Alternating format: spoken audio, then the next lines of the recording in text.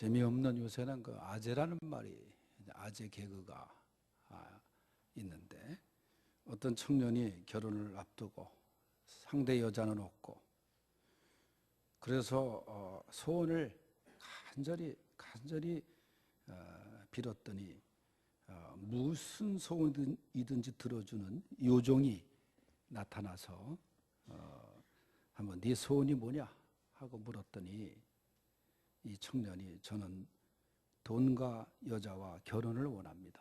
세 가지를 한꺼번에 얘기를 한 거예요. 그러니까 요정이 정말 이 세 가지를 다 원하는가 물었더니 청년이 그렇습니다. 나는 돈과 여자와 결혼을 원합니다. 그랬더니 요정이 그래 할 수 없지. 소원대로 내가 이루어 주겠노라고. 그래서 이 청년이 소원을 이루었는데 이 돈 여자와 결혼을 했다 그래요. 정신이 좀 돈 여자를 이 청년이 하나만 얘기해야 되는데 세 가지를 얘기하는 바람에 돈 여자와 결혼을 했다 그런 거예요. 여러분, 뭐 재물 자체가 나쁜 것은 아닙니다. 욕심이 과하면 시야가 좁아지기도 하고 판단력도 없어지고, 그래서 바른 길을 못 가게 되죠. 성경에도 보면 욕심 때문에 망하게 되고 말이죠. 욕심 때문에 결국은 죽게 되는, 그 창세기에 보면은 아브라함의 조카 롯이 욕심을 부리다가 이제 소돔과 고모라 성까지 간 건 좋았어요. 그러나 욕심 때문에 재산과 아내를 잃게 되지 않았습니까? 오늘 본문 1절 말씀해 보면 그러므로 주 안에서 갇힌 내가 너희에게 권하노니 너희가 부르심을 받은 일에 합당하게 행하라. 사도 바울은 고린도 교회에게 감옥 안에서 이렇게 말합니다. 너희가 부르심을 받은 일에 합당하게 행하라. 하나님이 우리를 불러주셨는데 그 부르심에 합당하게 살아가라, 그런 뜻이에요. 여기서 합당하게 하는 말씀은 다른 들보를 하나 더 세워라는 의미로서 그리스도인들의 삶 속에서 어떤 기준을 세워야 함을 의미하는 말씀입니다. 오늘 부르심은 하나님께서 우리를 새 생명으로서의 또 구원의 자리로서의 초대를 우리에게 받고 부르심을 받은 것을 말한 거예요. 로마서 8장 28절에 보면 우리가 알거니와 하나님을 사랑하는 자 곧 그의 뜻대로 부르심을 받은 자들에게는 모든 것이 합력하여 선을 이루느니라. 우리가 하나님의 뜻대로 부르심을 받은 자들이라 그 말이에요. 그럴진데 하나님의 부르심에 합당하게 응답하고 합당한 삶을 살라는 거예요. 부르심의 목적에 부합되는 삶을 살라는 거예요. 우리가 살아가면서 사실 무엇이든지 우리답게, 성도답게, 부모답게, 또 어른답게 사는 것이 물론 어렵습니다. 그러나 하나님의 부르심을 받은 우리들은 부르심을 받은 성도답게 살아야 됩니다. 하나님 보시기에 합당하게 사는 것입니다. 오늘 본문에는 세 가지로 합당한 삶을 우리에게 말씀하고 있는데 그 첫 번째가 겸손과 온유로 행하라는 거예요. 본문 2절 말씀을 다 같이 읽어보겠습니다. 시작. 모든 겸손과 온유로 하고 오래 참음으로 사랑 가운데서 서로 용납하고. 아멘. 하나님의 부르심을 받은 사람들은 말씀에 나오는 것처럼 겸손과 온유로 살아가라, 겸손과 온유함으로 행하라, 그런 말씀이에요. 나는 부족하다, 그리고 상대방을 높게 여기는 마음의 자세를 말합니다. 예수님이 친히 자신을 낮추시고 섬김의 도를 보여주신 것처럼 겸손과 온유가 바로 주님의 모습이고 주님의 마음이고 우리가 품어야 할 마음인 것입니다. 겸손한 사람은 온유하고 반드시 오래 참습니다. 그러나 우리는 쉽게 화를 내고 분을 품습니다. 우리는 쉽게 화내고 분노하는 이 분노 장애를 버려야 됩니다. 버릴 수 있는 것은 겸손함이 임할 때 버려지는 거예요. 오늘 인터넷에 보니까 미국의 어느 성공의 목사가 차를 몰고 가다가 뒷차가 경적으로 울리고 계속 끓이니까 곤충을 빼가지고 쏘진 않았더라고요. 빼기만 했지. 그래가지고 경찰에 걸려가지고 끌려갔더라고요. 근데 그 목사가 뭐하러 곤충이 필요한지 모르겠어요. 이렇게 분노를 참지 못하고 총을 빼고 말이죠. 그런 일들이 얼마나 많아요. 분노를 다스리지 못하는 사람이 얼마나 많습니까? 우리가 겸손할 때 분노가 사라지게 되는 거예요. 하나님은 겸손한 자를 사랑하시고 겸손한 자를 찾으시고 겸손한 자에게 은혜와 축복을 베푸시고 사용하시는 줄 믿습니다. 중세시대에 우리 기독교의 유명한 교부 아우구스티누스가 있었습니다. 하루는 제자가 그에게 묻습니다. 스승이 인간에게 가장 큰 미덕은 무엇입니까? 스승이 말하기를 겸손이니라. 제자가 다시 묻기를 그러면 두 번째 미덕은 무엇입니까? 또다시 겸손이니라. 또다시 묻습니다. 그러면 겸손의 반대는 무엇입니까? 당연히 대답하기를 교만이니라. 제자가 또 묻습니다. 그러면 교만은 무엇입니까? 스승 아우구스티누스가 말하기를 내가 겸손하다 생각하는 것이 교만이다. 그렇게 얘기하는 거예요. 우리가 보면 참으로 겸손의 사람이 어느 때보다도 아쉬운 때가 아닙니까? 마태복음 11장 29절에 예수님이 너희는 내게 와서 배우라. 나는 마음이 온유하고 겸손하니 내게 배우면 너희 삶이 쉼을 얻으리라. 주님의 겸손을 배우라는 거예요. 그러나 사람들은 어리석게도 반대의 길을 교만을 선택합니다. 내가 좀 배웠다고 하는 교만, 내가 좀 가지고 있다는 교만, 내가 먼저 내가 경험했다고 하는 교만. 하나님은 겸손한 자를 사랑하십니다. 오늘날 시대를 자기 PR의 시대라 그래요. 자기의 능력이나 자랑을 드러내지 않는 것은 어리석고 미련한 일이라고 생각합니다. 그러나 지금 중요한 것은 겸손입니다. 겸손입니다. 앤드루 머레이는 겸손이라는 그의 책에서 겸손이란 그리스도인들이 갖추어야 할 여러 가지 덕 중에 하나라기보다는 기독교가 가르치는 핵심적인 교훈이라고 말했습니다. 사랑까지도 겸손의 뿌리에서 피어나는 꽃이라. 겸손의 뿌리가 마르면 사랑의 꽃조차도 시든다고 말했습니다. 빌립보서 2장에 예수님은 그 겸손의 가장 자리에 신의 신성을 가지신 분이 하나님의 영광의 자리를 내려놓으시고 이 세상에 사람으로 오셔서 사람들의 종이 되셨다는 거예요. 자기 비하. 겸손을 제거하면 예수님의 십자가도 없습니다. 그렇게 되면 예수님의 구속사업도 존재할 수가 없습니다. 우리 마음속에 숨어있는 욕심과 분노와 교만을 다 정리하고 버릴 수 있기를 바랍니다. 교만의 지배와 지시를 받으면 결국은 망하게 돼 있는 거예요. 누구에게든 쓰임받지 못합니다. 겸손하기는 어렵지만은 겸손하기만 하면 놀라운 은혜와 축복을 받게 되는 것입니다. 예수님은 나는 온유하고 겸손하니 그랬어요. 이제는 겸손하여 하나님의 부르심에 합당한 성도들이 다 되시기를 축원합니다. 두 번째는 오래 참음으로 사랑을 행하라는 거예요. 2절 말씀을 읽어보겠습니다. 다시 시작. 모든 겸손과 온유로 하고 오래 참음으로 사랑 가운데서 서로 용납하고. 아멘. 여러분, 오래 참음, 인내, 사랑은 오래 참는 거예요. 근데 오래 참을 때 참아야지 미련하게 참으면 안 돼. 내가 옛날에 저 신학생 때 경기도 여주에 있는 시골교회 하나를 맡아서 목회를 한 적이 있어요. 뭐 알지도 못하는 신학생 시절인데 목회자가 없으니까 거기에 가서 목회를 좀 했는데 그 사택이 조그만 방 한 칸에 부엌이 있었어요. 근데 불을 떼야 방이 따뜻해지는 거예요. 방바닥이 차가우니까 제가 불을 계속 떼면은 그만 떼도 되는데 너무 뜨거워가지고 나중에는 그래서 이제 그 교인들이 예배 끝나고 이렇게 앉아 있으면은 제가 이 복숭아 뼈가 익을 때까지 앉아 있는 거예요. 따뜻하니까 그걸 바로 이렇게 좀 들어야 되는데 그래서 복숭아 뼈가 야 물러가지고 거기에 화상을 입은 적이 있어요. 너무 지나치게 참다 보니까 그건 미련하게 참는 거야. 그때는 발을 들어야지. 예? 우리가 이 인내도 인내답게 해야 되는 거예요.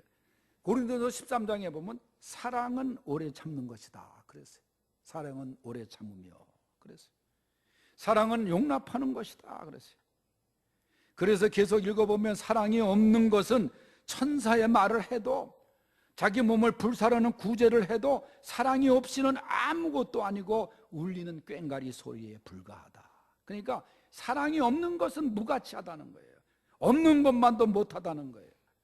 여러분, 하나님의 부르심을 받은 사람들은 오래 참을 수 있어야 돼요. 인내할 수 있어야 돼요. 그리고 타인을 용서하고 용납할 수 있는 유일한 수단, 그 사랑. 정말 도저히 용서할 수 없는 사람도 있을 수 있어요. 흔히 말하잖아요. 내 눈에 흙이 들어가기까지는 내 용서 못한다. 요새는 그 말도 없어져야 돼. 화장을 많이 해서 이제 흙 들어갈 장래도 별로 못하니까. 그런데 여러분, 그런 사람이 있을지라도 주님은 용서하라. 네가 도저히 용서 못하면 그저 내 이름으로 용서해라. 그런 방법도 가르쳐 주셨어요. 여러분, 용서하지 못하면 나만 힘든 거예요. 그리스도인들이 다른 사람을 용서하고 용납할 수 있는 유일한 수단은 사랑입니다. 이 유일한 수단인 사랑은 내게 내 힘으로 주어지는 것이 아니라 성령님에 의해서 공급되어지는 사랑인 것입니다. 어떤 보상이나 조건을 내걸지 않는 자기 희생적인 무조건적인 사랑입니다. 사랑 안에서 서로 용납하십시오. 상대방의 연약함과 결점을 포함한 모든 것을 인정하고 받아들이는 것이 오늘 말씀에 나오는 용납입니다. 믿음 생활도 사랑이 전제하지 않으면 아무런 의미와 가치가 없는 것입니다. 오늘 사도 바울이 편지를 쓴 교회는 에베소 교회입니다. 이 에베소서가 바울이 감옥에서 에베소 교회를 향한 편지를 쓴 내용의 성경입니다. 요한계시록 2장 4절에 보면 에베소 교회가 또 등장하는데, 그때의 그리스도를 위한 인내, 수고, 너희들 수고 많이 했다. 그러면서 인정을 받아요. 그러다가 한 가지 지적을 받는 게 뭐냐? 그러나 너를 책망할 것이 있나니 너의 처음 사랑을 버렸느니라. 그런 책망을 받아요. 에베소 교회가 처음엔 잘 믿었어요. 주님을 향한 열심, 그 다음에 봉사 충성이 뜨거웠습니다. 그랬던 교회가 식었다는 거예요. 그랬던 교회가 열심히 무너졌다는 거예요. 여러분, 제가 항상 얘기하는 그 집회 중에 얘기하는 것 중에 한 이야기가, 이 세상에서 가장 보기 싫은 것 중에 하나가 뭐냐? 짓다가만 건물이 아니겠는가? 건물을 계획하고 설계하고 건물을 짓다가 부도가 났는지 뭐가 됐는지 하지만 세멘트 골조만 남기고 1년, 2년, 3년 계속 그저 비바람을 맞고 그 서 있는 그 건물이 얼마나 보기 싫은지. 여러분, 제 이야기를 한번 경험하려면 여기서 양평 가는 길에, 양평 지나서 홍천 가는 고개 오른쪽에 클린턴 휴게소라고 있어요. 클린턴이 대통령 그만두고 거기서 휴게실을 하려고 했는지 모르지만 그 클린턴 휴게소가 있는데 지금까지 골조만 있어요. 지금까지 20년이 넘었는데도 얼마나 보기 싫은지 몰라, 그 건물이. 여러분, 그것보다 더 보기 싫은 게 뭐냐? 중단된 믿음이에요. 예수 잘 믿다가 믿지 않고 그 중단된 믿음의 모습이 얼마나 보기 싫은지 아세요? 내가 주님 앞에 열심으로 충성하고 오늘 찬송에도 불렀지만 나 처음 믿은 그 시간 귀하고 귀하다. 그 얼마나 귀한 시간이었어요. 눈물을 쏟고 하나님께 헌신하고 사랑을 고백하고 결심하고 했던 그 시간, 그걸 잊지 말라는 거예요. 에베소 교회가 그 처음 사랑, 처음 믿음을 중단했다는 거예요. 식었다는 거예요. 여러분, 우리는 인내로 사랑을 행하고 인내로 믿음을 행해야 될 줄로 믿습니다. 믿음은 행해야 되는 거예요. 야고보서 2장 17절에 보면 행함이 없는 믿음은 그 자체가 죽은 것이라 그랬어요. 믿음은 사랑을 통해서 보여지는 겁니다. 하나님과 사람들을 입으로는 사랑한다고 하면서도 행동이 따르지 못하면 진정한 사랑이 아닙니다. 말과 혀로만 사랑하지 말고 행함과 진실함으로 행하라고 요한일서 3장 18절에 말씀했어요. 참된 믿음을 가진 성도는 그의 생활에서 오래 참습니다. 용납합니다. 그래서 사랑의 열매를 맺습니다. 반드시 열매를 맺게 돼 있는 거예요. 빛의 천사라고 불리는 헬렌 켈러가 보지도 못하고 듣지도 못하고 말하지 못한 삼중고를 겪은 여자지만 그는 절망하지도 않고 삶을 포기하지도 않았습니다. 하버드 대학을 졸업하던 날에 헬렌 켈러는 브릭스 총장으로부터 졸업장을 받고서 하염없이 눈물을 흘리고, 그런데 그 옆에 있는 한 여성 설리반 선생, 헬렌 켈러를 위해서 헌신적인 수고를 아끼지 않았던 선생님, 그를 향한 일제히 그를 찬양하면서 박수를 칩니다. 헬렌 켈러도 항상 사랑과 희망과 용기를 불어넣어준 존 앤 설리반 선생이 없었으면 저도 없었을 것이라고 고백합니다. 헬렌 켈러가 유명하지만 더 수고 많이 하고 유명하게 만든 그 스승 헬렌 켈러. 그는 항상 되풀이해서 다음과 같은 말을 통해서 헬렌 켈러를 일으켰습니다. 시작하고 실패하는 것을 계속하라. 실패할 때마다 무엇인가 성취할 것이다. 네가 원하는 것을 성취하지 못할지라도 무엇인가 가치 있는 것을 얻게 되리라. 시작하고 실패하는 것을 계속하라. 절대로 포기하지 말라. 모든 가능성을 다 시도해 보았다고 생각하지 말고 언제나 다시 시작하는 용기를 가져야 한다. 헬렌은 이렇게 귀한 선생님의 그 교육과 기도 속에서 영광의 그 자리에 올라가게 된 것 아닙니까? 그의 헬렌 켈러의 자서전에 만약 내가 사흘간만 볼 수 있다면 첫째 날에 나를 가르쳐준 설리반 선생님을 찾아가 그분의 얼굴을 바라보고 싶다. 그리고 산으로 가서 아름다운 꽃과 풀과 빛나는 노을을 보고 싶다. 둘째 날엔 새벽에 일찍 일어나 먼동이 토는 모습을 보고 싶다. 저녁에는 영롱하게 빛나는 하늘의 별을 보겠다. 셋째 날엔 아침 일찍 큰 길로 나가 부지런히 출근하는 사람들의 활기찬 표정을 보고 싶다. 점심때는 아름다운 영화를 보고 저녁에는 화려한 네온 사인과 쇼윈도에 상품을 구경하고 저녁에는 집에 돌아와 사흘간 눈을 뜨게 해주신 하나님께 감사의 기도를 드리고 싶다. 여러분, 이런 기도를 헬렌 켈러는 드리고 싶다는 거예요. 우리는 그보다 많은 것을 가지고 있습니다. 하나님으로부터 많은 것을 선물로 받았습니다. 감사하고 찬양하고 사랑하며 살아야 하는데도 불평과 탄식과 미움과 싸움에 비극적인 생활을 하고 있는 사람들이 얼마나 많습니까? 하나님의 부르심을 받은 우리들은 사랑으로 충만하여 하나님의 사명을 잘 감당하는 성도들이 되시기를 축원합니다. 세 번째로 성령으로 하나가 되게 하신 것을 힘써 지켜 행하라는 거예요. 3절을 읽겠습니다. 시작. 평안에 매는 줄로 성령이 하나 되게 하신 것을 힘써 지키라. 아멘. 바울은 이 에베소 교회 일체의 생활을 강조합니다. 하나가 되라는 거예요. 분열이 일어나는 곳에는 평화가 없습니다. 기쁨이 없습니다. 싸움이 있는 곳에는 거기 평화가 있겠어요? 기쁨이 있겠어요? 그러면서 그 수단을 평안에 매는 줄이라 그랬어요. 그리스도께서는 하나님과 우리 사이에 원수된 관계를 화해시키신 분입니다. 이방인과 유대인 사이의 장벽을 허물고 하나가 되게 하신 분입니다. 그래서 평화는 하나님께서 우리에게 주신 그 하나됨이 분열되지 않도록 보호해 주는 끈이에요. 그래서 평화는 어떤 세 줄보다도 강하여 하나가 되게 한다는 거예요. 우리가 하나가 되는 것은 성령님의 도우심으로 가능한 거예요. 여기서 힘써 지키라 하는 것은 노력하라, 강한 표현으로 어떤 목적을 향한 진지하고 열심히 있는 태도를 말합니다. 하나됨은 급박하고 중요한 일입니다. 어느 누구도 하나됨을 깨뜨려서는 안 됩니다. 하나님을 믿는 우리들이 한 하나님을 믿기에 주 안에서 하나가 되어야 됩니다. 서로 얼굴이 다르고 성격이 다르고 출신이 다르고 또 생각이 다르고 이념이 다를 수 있어요. 그래도 예수 안에서 하나가 될 수 있는 거예요. 예수님의 제자 12명이 얼마나 다양했습니까? 어부들, 세리, 독립운동가 다양한 사람들이 모였고 성격도 다르고 싸우기도 많이 싸웠지만은 예수 그리스도를 중심으로 하나가 되어서 제자의 삶을 살 수 있었던 거예요. 하나됨은 주님의 뜻입니다. 하나됨을 깨뜨리는 것은 성령을 거역하고 회방하는 일입니다. 개인적인 사사로운 이익이나 감정이나 목적을 위해 교회의 하나됨을 깨뜨리는 사람은 그것은 하나님께서 원하시지 않는 것입니다. 성부와 성자와 성령님이 하나이신 것처럼 교회와 모든 성도들은 그리스도로 중심으로 하나가 되어야 합니다. 오늘날 교회들 보면 누구 판이 해서 분열이 일어나고 싸우는 경우가 있는데 그게 성서적이 아니에요.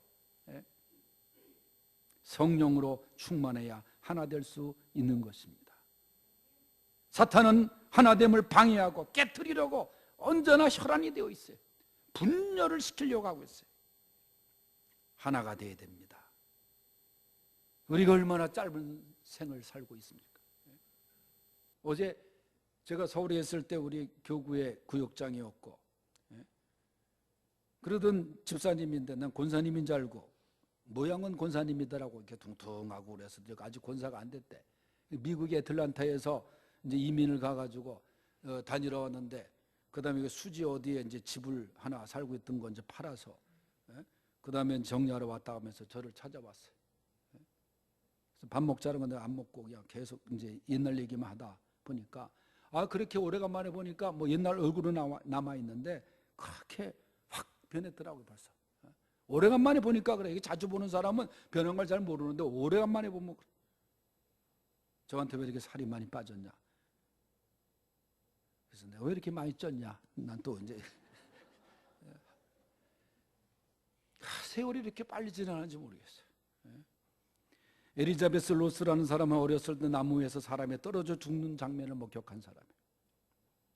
이 끔찍한 장면이 트라우마가 되어가지고 나중에는 죽음이라는 주제에 대해서 어려서부터 깊이 생각하게, 나중에 의학을 공부해서 의사가 됐습니다. 또 죽음에 다다른 사람과 임사 그 체험을 한 사람과 이 죽음의 위기에서 살아난 사람들을 관찰하며 죽음이 무엇인지 연구하는 그 의학자가 되어서 글을 많이 썼어요. 그 별명이 죽음의 여의사라는 그런 꺼림직한 별명까지 얻었어요. 그도 어느새 나이가 들어서 은퇴를 하고 죽음을 준비하는 시간이 찾아왔는데 30년간 죽음을 연구했던 그녀는 자신의 에세이에서 이렇게 글을 남겼어요. 내 연구의 가장 핵심이자 중요한 본질은 죽음이 아니라 삶이다. 죽음이 중요한 게 아니라 살아있을 때에 어떤 삶을 살았느냐가 중요하다. 그게 결론적인 얘기예요. 지금 현재 우리는 어떤 삶을 살고 있습니까? 구원받은 성도로서 하나님을 기쁘시게 하는 삶을 살고 있습니까? 우리는 삶의 우선순위와 사명을 따라 살아야 됩니다. 우리의 삶과 하나님과 사명과 하나 되는 것이 중요한 것입니다. 하나님은 우리를 불러주셨어요. 그의 뜻대로 다 불러주셨어요.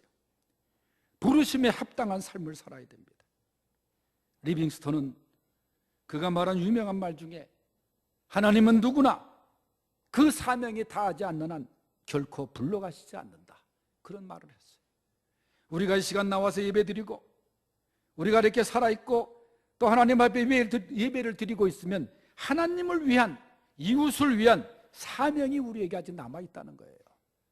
그걸 여러분 감사하고 하나님의 부르심에 합당한 그런 성도들이 되시기를 축원합니다.